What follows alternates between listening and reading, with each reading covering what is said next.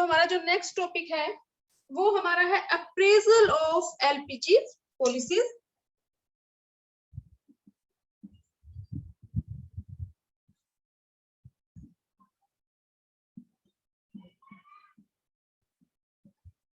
Appraisal means कि जो LPG policy हमारी गवर्नमेंट ने अडॉप्ट की थी, न्यू इकोनॉमिक पॉलिसी 1991, तो उसके हमारी इकोनॉमी को कुछ फायदे भी हुए हैं, उसके कुछ मेरिट्स भी हैं और उसकी कुछ डिमेरिट्स भी हैं।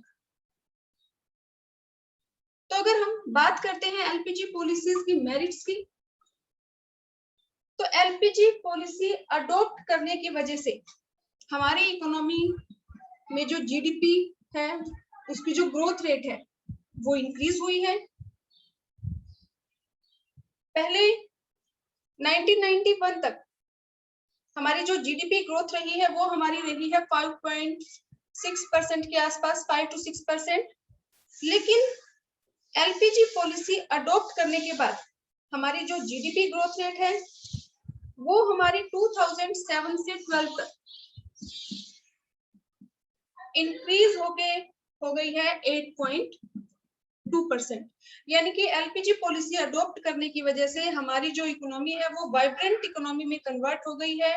एक डायनामिक इकोनॉमी में कन्वर्ट हो गई है, जिसमें जीडीपी जो ग्रोथ रेट है वो हमारी इंक्रीज होती है। पहले हमारी जो जीडीपी ग्रोथ थी 1991 से पहले वो हमारी बहुत ज्यादा कम थी, लेकिन एलपीजी पॉलिसी अडॉप्ट करने के बाद हमारी जो जीडीपी ग्रोथ रेट है वो हमारी इंक्रीज हो गई है। 2007 से 12 के बीच में हमारी जो एवरेज जो ग्रोथ रेट रही है वो हमारी है 8.2% के आसपास रही है। नेक्स्ट इसकी जो एलपीजी पॉलिसी की मेरिट है वो है कि हमारी जो इकोनॉमी है उसमें जब हम आजाद हुए थे या हमारी गवर्नमेंट ने जो पुरानी इकोनॉमिक पॉलिसी जो अडॉप्ट की थी 1990 तक, तो उसमें हमारी गवर्नमेंट का मेन फोकस रहा था इंपोर्ट सब्स्टिट्यूशन। तो एक्सपोर्ट जो प्रमोशन की पॉलिसी थी वो हमारी गवर्नमेंट ने अडॉप्ट नहीं की थी, जिसकी वजह से हम मोस्टली जो है इंपोर्ट करते थे, हमारे जो एक्सपोर्ट है वो इंक्रीज नहीं हो रहे थे। लेकिन एलपीजी पॉलिसीज की वजह से अब हम जो हमारे ऑटो पार्ट्स हैं, जो इंजीनियरिंग गुड्स हैं, जो आईटी सॉफ्टवेयर्स हैं, जो टेक्सटाइल्स हैं, उन चीजों का अब हम एक्सपोर्ट करने लग गए हैं। नेक्स्ट जो मेरिट है एलपीजी पॉलिसीज की वो हमारी है कि एलपीजी पॉलिसीज की वजह से हमारे यहाँ पे जो भी फॉरेन एक्सचेंज रिजर्व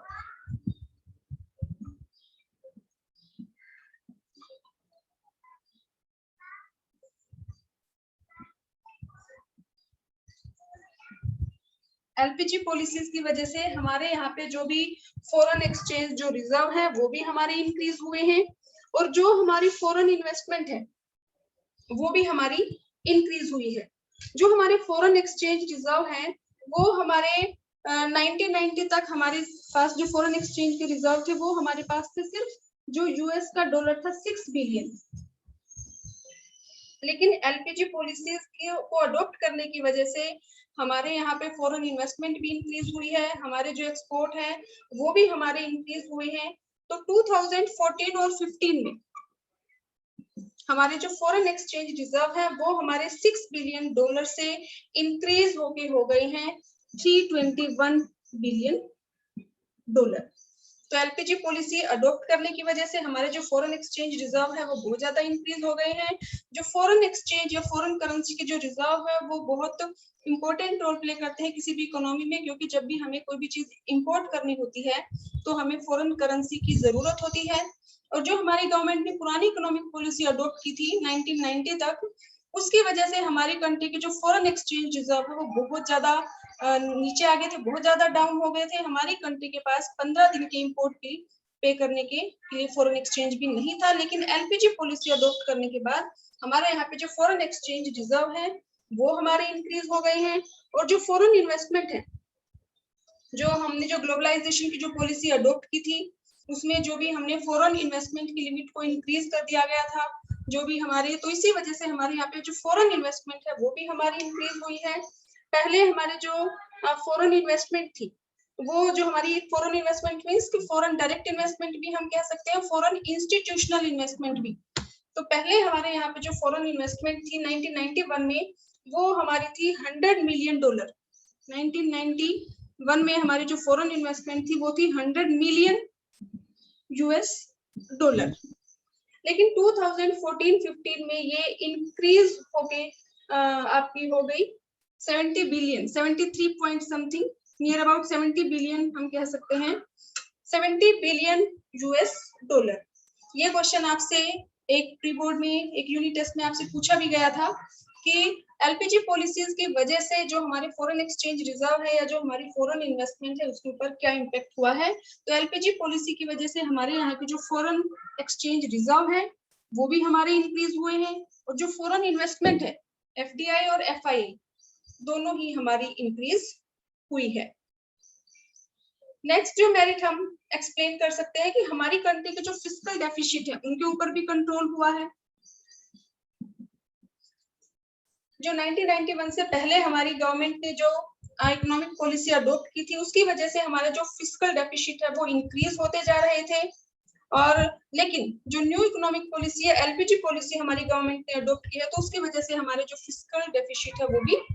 डिक्रीज होते जा रहे हैं, क्योंकि एलपीजी पॉलिसी अडॉप्ट करने की वजह से हमारे यहाँ पे इंडस्ट्रियलाइजेशन हुआ है और जो हमारा सर्विस सेक्टर है वो भी हमारा डेवलप हुआ है, तो गवर्नमेंट का जो रेवेन्यू है वो इंक्रीज हुआ है, तो जिसकी वजह से जो फिस्कल डेफिसिट है वो भी हमारा काफी कम हो गया है। और धीरे धीरे जो इन्फ्लेशन हमारी कंट्री में इंक्रीज हो रहा था उस पे भी कंट्रोल हुआ है ड्यू टू एलपीजी पॉलिसी, क्योंकि हमारे यहाँ पे इंडस्ट्रियलाइजेशन हुआ है और इंडस्ट्रियलाइजेशन की वजह से जो गुड्स और सर्विसेज है उनका जो फ्लो है वो भी इंक्रीज हुआ है।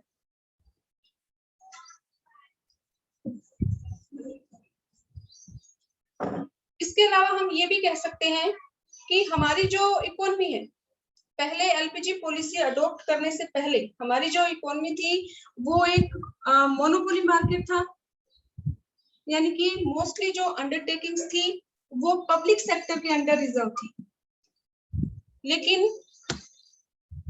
हमारी गवर्नमेंट के एलपीजी पॉलिसी अडॉप्ट करने की वजह से हमारी जो मोनोपोली जो मार्केट है वो हमारा कन्वर्ट हो गया कॉम्पिटिटिव मार्केट में, यानी कि कंपटीशन इंक्रीज हो गया, क्योंकि प्राइवेटाइजेशन अडॉप्ट करने से अब जो प्राइवेट सेक्टर है तो प्राइवेट सेक्टर ने भी काफी डेवलपमेंट की है, काफी इंडस्ट्रीज हमारी यहाँ पे शुरू हुई है, एस्टेब्लिश हुई है, और ग्लोबलाइजेशन की वजह से जो फॉरेन कंट्री की जो ऑर्गेनाइजेशन है वो भी हमारे यहाँ पे शुरू हुई है, एमएनसीज भी हमारे यहाँ पे शुरू हुई है, तो जो मोनोपोली मार्केट है वो हमारा कन्वर्ट हो गया है कॉम्पिटिटिव मार्केट में। इसके अलावा जो भी एलपीजी पॉलिसीज हैं जो हमने अडॉप्ट की हैं उसके कुछ डीमेरिट्स हैं कि जो भी एलपीजी पॉलिसी है उसमें जो हमारा एग्रीकल्चर सेक्टर है, जो हमारा एग्रीकल्चर सेक्टर है उसको टोटली नेग्लेक्ट किया गया है। हमारे एग्रीकल्चर सेक्टर की डेवलपमेंट की तरफ कोई ध्यान नहीं दिया गया, तो जो हमारा एग्रीकल्चर सेक्टर है इसको टोटली नेग्लेक्ट किया गया है, जबकि हमारी जो मोस्टली जो पॉपुलेशन है वो हमारी प्राइमरी सेक्टर में लगी है, रूरल एरिया में रहती है, जो फार्मिंग करती है एग्रीकल्चर सेक्टर में लगी हुई है, लेकिन बावजूद उसके भी एग्रीकल्चर सेक्टर को टोटली नेग्लेक्ट किया गया इन एलपीजी पॉलिसीज। तो इसमें जो भी एलपीजी पॉलिसीज थी उसकी वजह से हमारी गवर्नमेंट ने जो भी पहले गवर्नमेंट इन्वेस्टमेंट करती थी, जो भी इन्वेस्टमेंट करती थी इंफ्रास्ट्रक्चर में, कि फॉर एग्जांपल इरिगेशन में, पावर में, रोड या फिर रिसर्च वर्क में, एग्रीकल्चर सेक्टर से रिलेटेड जो भी रिसर्च वर्क था, तो उन पे गवर्नमेंट ने जो अपना एक्सपेंडिचर है वो कम कर दिया। तो एलपीजी पॉलिसीज की वजह से फर्स्ट पॉइंट हम एक्सप्लेन करेंगे कि जो हमारी गवर्नमेंट पहले इंफ्रास्ट्रक्चर पे जो खर्चा करती थी वो एक्सपेंडिचर गवर्नमेंट ने कम कर दिया। दूसरा, गवर्नमेंट हमारी फर्टिलाइजर्स पे सब्सिडी प्रोवाइड करती थी, उसमें भी काफी कटौती कर दी, और फर्टिलाइजर्स पे जो सब्सिडी प्रोवाइड करती थी उसमें कटौती की वजह से हमारे यहाँ पे, क्योंकि जो स्मॉल और मार्जिनल फार्मर्स हैं उनकी संख्या ज्यादा है, तो उन किसानों को जब सब्सिडी नहीं मिल पाती तो वो फर्टिलाइजर्स यूज नहीं कर पाते, जिससे उनकी प्रोडक्टिविटी कम हो जाती है, प्रोडक्शन कम होता है, और रिच और पुअर फार्मर के बीच का जो गैप है वो डे बाय डे इंक्रीज होता जा रहा है। नेक्स्ट इसमें हम ये एक्सप्लेन करेंगे कि हमारे यहाँ पे गवर्नमेंट ने जो भी एलपीजी पॉलिसीज की वजह से इंपोर्ट से जो भी रेस्ट्रिक्शन हटा दी, इंपोर्ट पे जो भी टैरिफ था उसको काफी कम कर दिया गया, तो हमारे एग्रीकल्चरल जो सेक्टर है, एग्रीकल्चर जो सेक्टर है उसको कंपटीशन फेस करना पड़ा फॉरेन कंट्रीज से, क्योंकि अब हम जो इंपोर्ट करते हैं 2001 में जो भी एग्रीकल्चरल प्रोडक्ट हैं या जो कंज्यूमर गुड्स हैं उनके से टोटली जो कोटा फिक्स किया गया था वो रिमूव कर लिया गया था।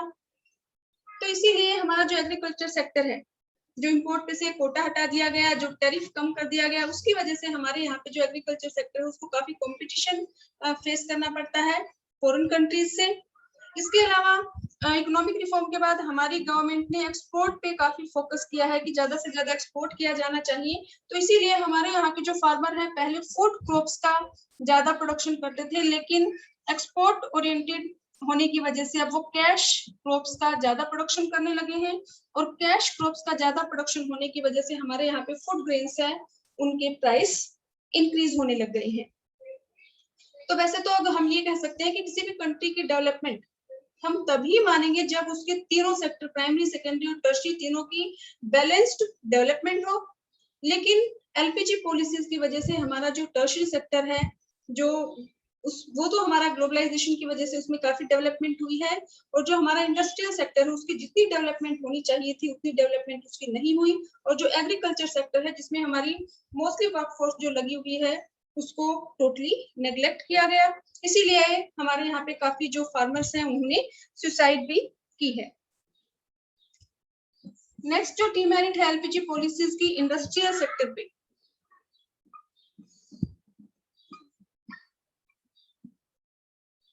जो हमारा इंडस्ट्रियल सेक्टर है उसको भी इकोनॉमिक रिफॉर्म की वजह से काफी प्रॉब्लम्स का सामना करना पड़ा है, क्योंकि पहले तो हमारी गवर्नमेंट ने इंपोर्ट सब्स्टिट्यूशन यानी कि inward looking trade strategy adopt कर रखी थी, जिसकी वजह से हमारे यहाँ पे कंपटीशन की बहुत ज्यादा कमी थी। जो हमारी इंस्टीट्यूशंस थे वो हमारे मॉडर्नाइजेशन को अडॉप्ट नहीं कर रहे थे, लेकिन एलपीजी पॉलिसीज की वजह से अब हमारी गवर्नमेंट ने जो इंपोर्ट था उस पर टैरिफ काफी कम कर दिए, इंपोर्ट पे जो कोटा था उसको भी रिमूव कर दिया गया, तो हमारी जो इंडस्ट्रीज थी उनको फॉरेन की जो इंस्टीट्यूशंस थे उनसे कंपटीशन फेस करना पड़ा।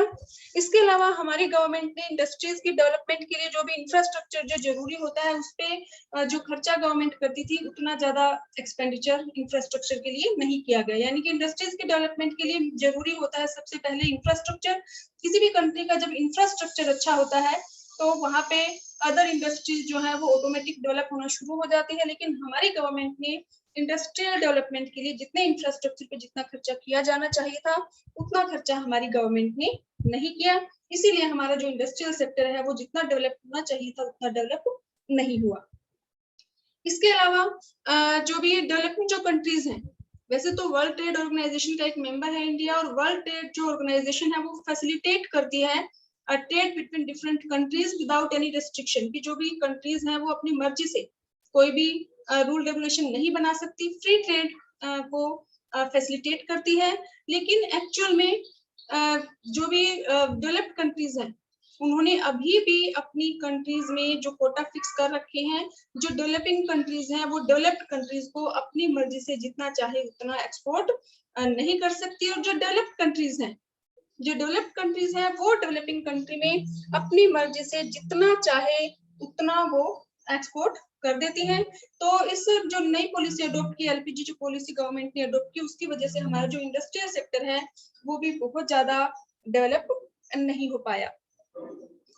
और जो भी हमारे यहाँ की जो लोकल इंडस्ट्रीज जो थी वो फॉरेन की जो इंडस्ट्रीज थी उनसे कंपटीशन नहीं कर पाई। हमारे यहाँ पे इंडस्ट्रियलाइजेशन भी बहुत ज्यादा नहीं हुआ, फॉरेन इन्वेस्टमेंट की वजह से एमएनसीज हमारे यहाँ पे आई तो नई नई टेक्निक उन्होंने अडॉप्ट की, लेकिन एम्प्लॉयमेंट भी जितना इंक्रीज होना चाहिए था उतना एम्प्लॉयमेंट इंक्रीज नहीं हुआ।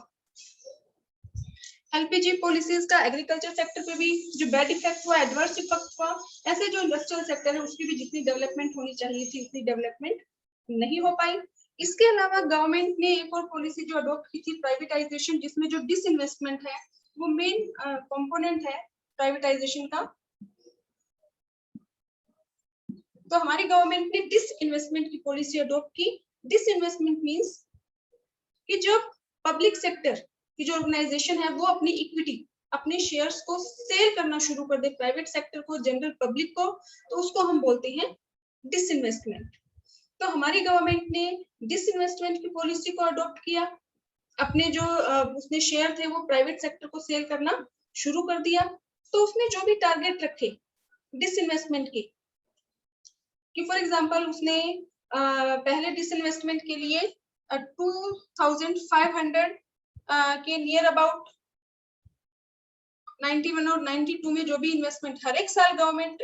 जो है डिसइन्वेस्टमेंट पॉलिसी को अडॉप्ट करती है, हर एक साल डिसइन्वेस्टमेंट करती है। तो 1991 और 92 में गवर्नमेंट का टारगेट था 2500 करोड़ रुपीस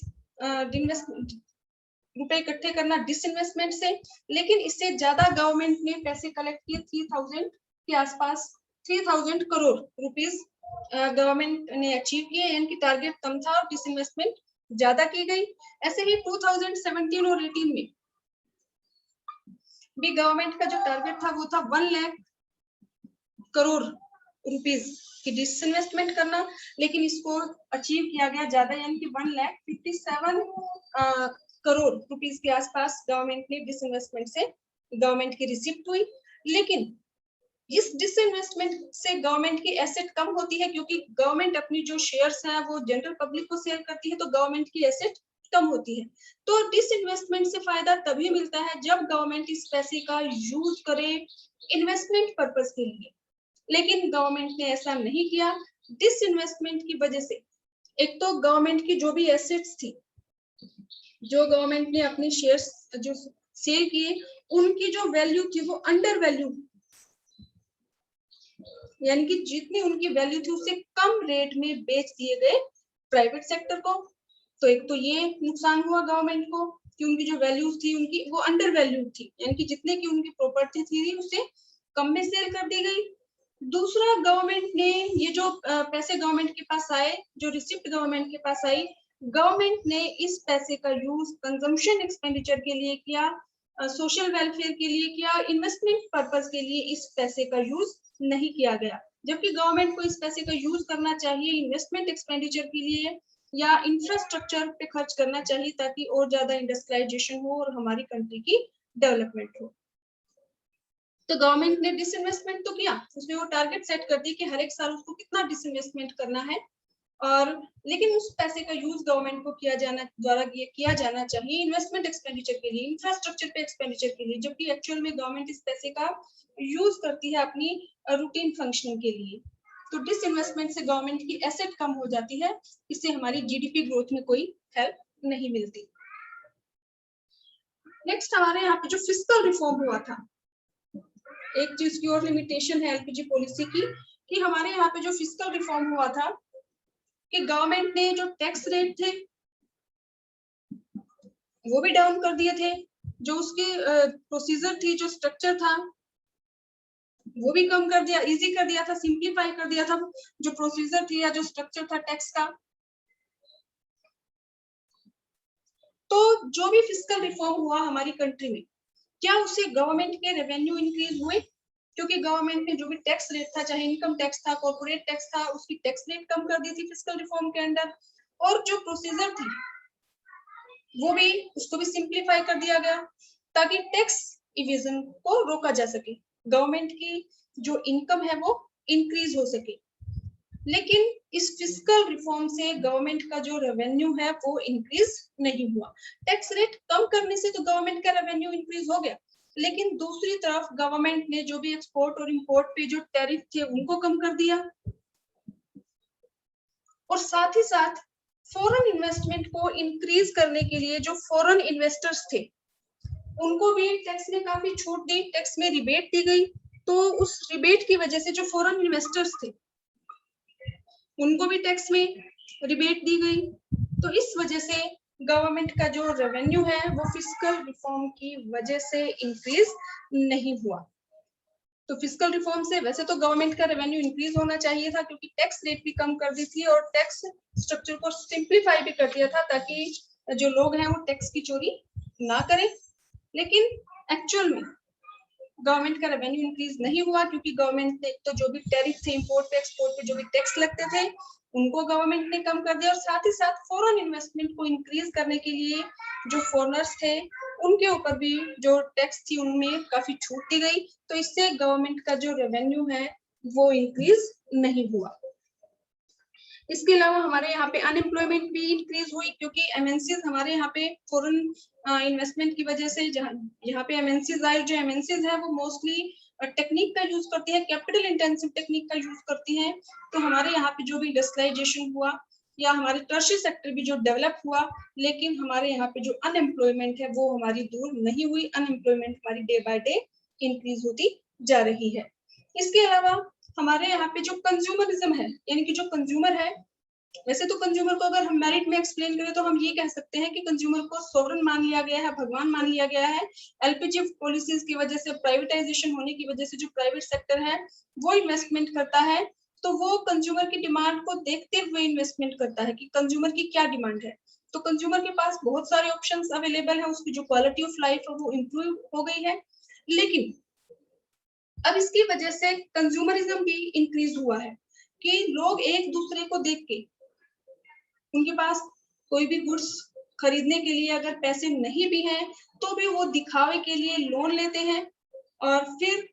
वो चीजें खरीद लेते हैं। तो ये हमारी किसी भी इकोनॉमी के लिए बहुत बड़ा खतरा हो सकता है, क्योंकि जो लोग हैं वो बहुत ज्यादा लोन लेते रहते हैं, फिर उनके लिए बाद में मुश्किल हो जाता है उस लोन को चुकाना। तो कंज्यूमरिज्म बहुत ज्यादा बढ़ गया है। लॉप साइडेड ग्रोथ प्रोसेस हम कह सकते हैं, क्योंकि एलपीजी पॉलिसी, हम किसी भी कंट्री को बैलेंस्ड डेवलपमेंट कहेंगे अगर तीनों ही सेक्टर की बैलेंस डेवलपमेंट हो, कि प्राइमरी सेक्टर भी डेवलप हो, सेकेंडरी भी डेवलप हो, टर्शियरी सेक्टर भी डेवलप हो। लेकिन ग्लोबलाइजेशन की वजह से हमारा जो टर्शियरी सेक्टर है वो तो हमारा डेवलप हुआ है, लेकिन एग्रीकल्चर सेक्टर को तो टोटली नेग्लेक्ट किया गया है, और जो सेकेंडरी जो इंडस्ट्रियल सेक्टर है वो भी हमारा बहुत ज्यादा डेवलप नहीं हुआ। इसके अलावा जो डिमेरिट्स एलपीजी की, उसमें हम एक्सप्लेन कर सकते हैं कल्चरल इरोजन, कि पहले एलपीजी पॉलिसीज के आने से पहले हमारे यहाँ पे ये होता था कि फैमिली को एक प्रेफरेंस दी जाती थी कि पहले हमारी फैमिली है उसके बाद हमारे लिए पैसा है। लेकिन अब आजकल जितना भी, क्योंकि बहुत सारी गुड्स हमारे यहाँ पे आ गई है, कंज्यूमरिज्म फैल गया है, तो अब सब जो कल्चरल जो वैल्यूज थी वो धीरे धीरे खत्म होती जा रही हैं। अब फैमिली के प्रति जो प्यार था, जो रिस्पेक्ट थी वो खत्म होती जा रही है। सबको सिर्फ पैसे कमाने की लगी रहती है कि बस हमें पैसे मिलने चाहिए, पहले पैसा है और बाद में परिवार है। इसके अलावा जो एलपीजी पॉलिसीज की जो डीमेरिट्स है उसमें हमारी है urban concentration of growth process, कि हमारे यहाँ पे जो इकोनॉमिक डुअलिज्म क्रिएट हो गया है कि जो अर्बन सेक्टर है, जो हमारा अर्बन सेक्टर है वो तो नई टेक्निक का यूज करता है, और जो हमारा रूरल सेक्टर है, एग्रीकल्चर सेक्टर है, जहाँ पे मोस्टली हमारी वर्कफोर्स लगी है, वहां पे आज भी कन्वेंशनल जो टेक्निक है उसका यूज किया जाता है। वहां अभी भी एग्रीकल्चर सेक्टर में मॉडर्नाइजेशन की कमी है, न्यू टेक्नोलॉजी का ज्यादा यूज नहीं किया जाता, तो एग्रीकल्चर जो सेक्टर है उसकी जितनी डेवलपमेंट होनी चाहिए उतनी नहीं है। तो रूरल एरिया हमारा आज भी, जो हमारी पॉवर्टी है वो रूरल एरिया में ज्यादा है बजाय के अर्बन एरिया के।